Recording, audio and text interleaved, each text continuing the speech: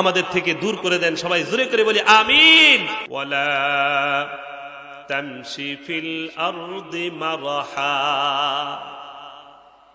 ইন্নাকা লান তাখরিকাল আরদা ওয়া লান তাবলুগাল জিবালা তুলা। আমার মুসলমান ইমানদার ভাইরা, আল্লাহ পাক রব্বুল আলামিন বলেন, ও দুনিয়ায় আমার বান্দারা, আমার বান্দিরা, তোমরা জমিনের বুকে অহংকার করো না, তোমরা জমিনের মধ্যে দম্ভ ভরে চলাফেরা করো না। তুমি যতই অহংকার করো, তুমি যতই দেমাগ দেখাও, যতই তুমি অহংকার করো, আল্লাহ পাক রব্বুল আলামিনের এই জমিনটাকে তুমি ফাটাইতে পারবা না। এমনকি জমিনের মধ্যে যে উঁচু পাহাড় আছে, এই পাহাড়ের সমান তুমি উঁচু হতে পারবা না। আমার ভাইরা, আল্লাহ পাক রব্বুল আলামিন এই পৃথিবীর বুকে যত ধনী মানুষ পাঠিয়েছেন, তার মধ্যে উল্লেখযোগ্য একজন সম্পদশালী ধনী মানুষ হলো কারুন। আল্লাহ রাব্বুল আলামিন সূরা কাসাসের মধ্যে কারুনের বিবরণ দিয়েছেন, ইন্না কারুনা কানা মিন কওমি মূসা ফাবাগা আলাইহিম ওয়া আতাইনাহু মিনাল কুনুজি মা ইন্না মাফাতিহাহু লাতানূউ বিল উসবাতি উলিল কুওয়া ইয ক্বালা লাহু কওমুহু লা তাফরাহ ইন্নাল্লাহা লা ইউহিব্বুল ফারিহিন। আমার মুসলমান ভাইরা, আল্লাহ রাব্বুল আলামিন জানাচ্ছেন, কারণ এত বিশাল পরিমাণ সম্পদের মালিক ছিল, এত অঢেল পরিমাণ সম্পত্তির মালিক ছিল, এত প্রচুর পরিমাণ কারুনের সম্পত্তি ছিল। কারুনের সম্পদ গচ্ছিত রাখার জন্য যেই গুডাউন ছিল, এই গুডাউনগুলোর চাবি বহন করার জন্য, শুধুমাত্র চাবি বহন করার জন্য একদল শক্তিশালী লোকের প্রয়োজন হতো। আমার ভাইরা, আল্লাহ পাক রব্বুল আলামিন জানাচ্ছেন, কারুন এমন বিশাল পরিমাণ সম্পত্তির মালিক ছিল, এত অঢেল পরিমাণ সম্পত্তির মালিক ছিল, যেই সম্পত্তির গুডাউনের চাবি বহন করার জন্য একদল শক্তিশালী লোকের প্রয়োজন হতো। আল্লাহর ভাষায় উলিল কুওয়া, শক্তিশালী একদল মানুষের প্রয়োজন হতো। দুর্বল মানুষরা কারুনের সম্পদের চাবি বহন করতে সক্ষম ছিল না, শক্তিশালী লোকের প্রয়োজন হতো। তাহলে চিন্তা করেন এবার কি পরিমাণ সম্পদ কারুনের ছিল। কিন্তু কারুন ছিল একজন জালেম, মানুষের উপরে জুলুম অত্যাচার করত। সম্পদের আধিক্যতার কারণে তার মধ্যে দম্ভ, অহংকার, এক বিরাট দাপট দেমাগ তার মধ্যে ছিল। এই কারণে কারুনের গোত্রের লোকেরা, একটা গোত্রের মধ্যে ভালো মানুষও থাকে, মন্দ মানুষও থাকে।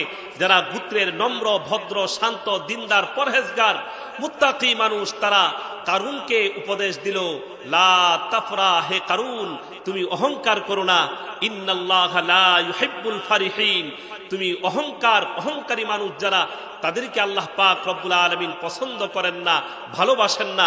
অতএব তুমি অহংকার ছেড়ে দাও, তোমার দেমাগ ছেড়ে দাও।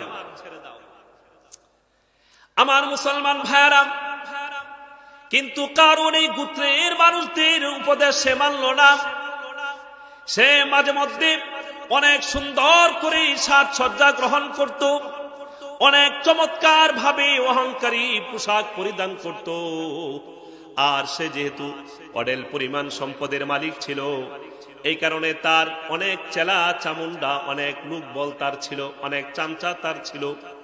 এই লোকবল নিয়ে একদিন খুব সাজসজ্জা করে কারুন ঘর থেকে বের হয়েছে, একেবারে বুকটা টান টান করে, অনেক অহংকার নিয়ে, দেমাগ নিয়ে কারুন বাড়ির থেকে বের হয়েছে। আল্লাহ রাব্বুল আলামিন কুরআনুল কারীমের মধ্যে সেই বিবরণ দিয়েছেন, ফাখারাজা আলা কওমিহি ফি জিনাতি ক্বালাল্লাযীনা ইউরিদুনাল হায়াতাদ দুনিয়া ইয়া লাইতা লানা মিসলা মা উতিয়া কারুন। আমার ভাইরা, কারুন যখন অনেক বেশি সাজসজ্জা গ্রহণ করে, তার লোকবল নিয়ে, চেলা চামুন্ডা নিয়ে, বিরাট অহংকারী ভাব সাপ নিয়ে তার গোত্রের মধ্যে বের হলো।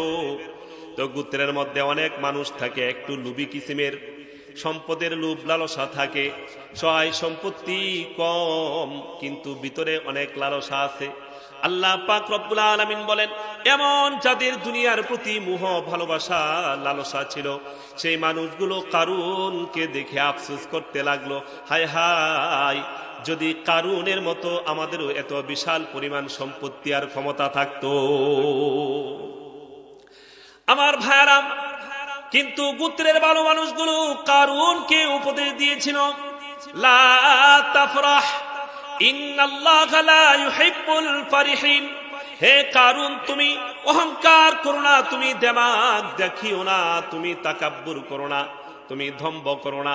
আল্লাহ পাক রব্বুল আলামিন অহংকারীদেরকে ভালোবাসেন না। কারুন সেই অহংকার ছাড়লো না, সে মানুষের উপদেশের প্রতি উত্তরে বলতে লাগলো, এই যে বিশাল সম্পদ, এই সম্পত্তি আমার কষ্টের ফসল, আমার জ্ঞানের ফসল, আমি কষ্ট করেছি, পরিশ্রম করেছি, এই কারণে আল্লাহ পাক রব্বুল আলামিন আমাকে এই সম্পত্তি দিয়েছেন। আল্লাহ এক পর্যায়ে বলেন, ফাকাসাফনা বিহি ওয়া বিদারিহিল আর। আল্লাহ পাক রব্বুল আলামিন কারুনকে তার সহায় সম্পত্তি, তার বিশাল পরিমাণ সম্পদ, তার বিশাল রাজকীয় রাজপ্রাসাদ, এই সব কিছু সহ আল্লাহ পাক রব্বুল আলামিন কারুনকে জমিনের মধ্যে ধসিয়ে দিলেন, জমিনের মধ্যে দাবায় দিলেন।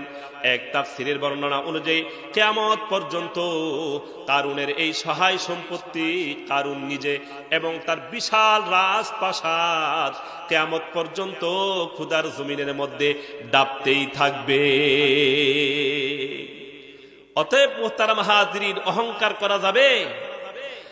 এই জন্য শেখ সাদী রহমতুল্লাহি আলাইহি বলেন, তাকাব্বুর আযাযিল রাখারে কর, বজিন্দানে লানত গ্রেফতারে কর। তাকাব্বুর আযাযিল রাখারে কর, বজিন্দানে লানত গ্রেফতার কর।